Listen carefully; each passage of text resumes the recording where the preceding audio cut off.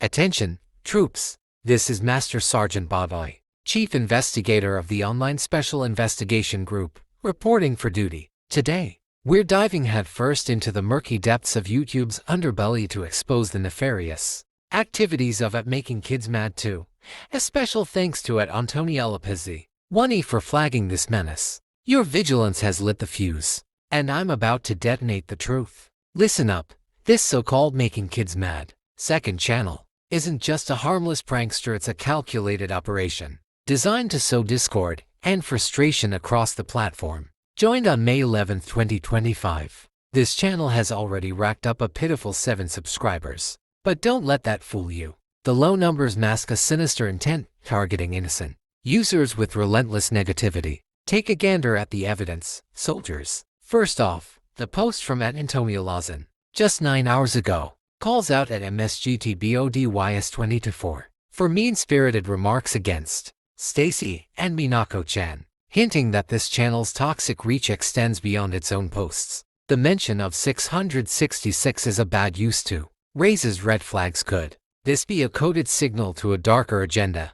I've seen enough online skirmishes to know that such symbols are often wielded by troublemakers to provoke and intimidate. This isn't random, it's a pattern. Now, let's march through the channel's own battlefield. The posts are a cesspool of unhappy wishes and happy Juneteenth, and happy birthdays to JESSICULOGY 2008 and Layla, and happy subscriber milestones for Chucky Thorevorth, Road Sand Traffic, and more. This isn't just bad humor. It's a deliberate campaign to harass and upset.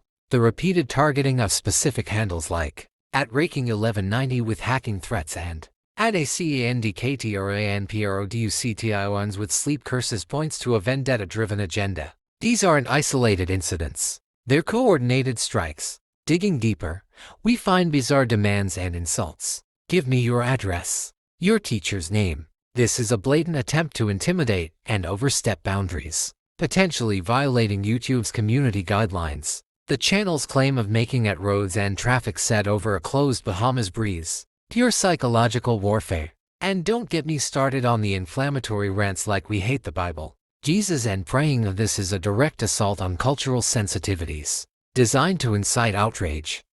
The evidence mounts, troops. The channel's rapid-fire posts, spanning from 1 month to 4 weeks ago, show a relentless pace. Yet the engagement remains laughably low for likes on the latest call-out. Pathetic. This suggests either a lack of support or a shadow ban in the works. But the real kicker, the shared posts from Nicole Cranfield celebrating honor roll achievements, clash with the channel's tone, hinting at possible hijacking or multiple operators. Is that Making Kids Mad to a lone vol for a puppet of a larger troll network? The jury's still out, but the stench of conspiracy is thick. Let's not ignore the timeline. Launched in May 2025, this second channel implies a predecessor at Making Kids Mad 1, perhaps. The overlap with users like @Datrakip and @StacyAstro8649, seen in prior investigations, suggests a web of interconnected troublemakers. This could be a rogue unit testing the waters, and we need to shut it down before it recruits more grunts. So, what's the verdict, soldiers? Making Kids Mad 2 is a clear and present danger, wielding negativity like a weapon against unsuspecting targets. The evidence targeted harassment, inflammatory rhetoric, and boundary-pushing demand screams for action. I recommend a full-scale review by YouTube's moderation squad and a warning to all affected users to report and block. Antonio Lopez 1E, your tip has sparked this investigation, and we'll keep the heat on until justice is served. Dismissed, but stay vigilant. This is Master Sergeant Badoy, signing off until the next battle.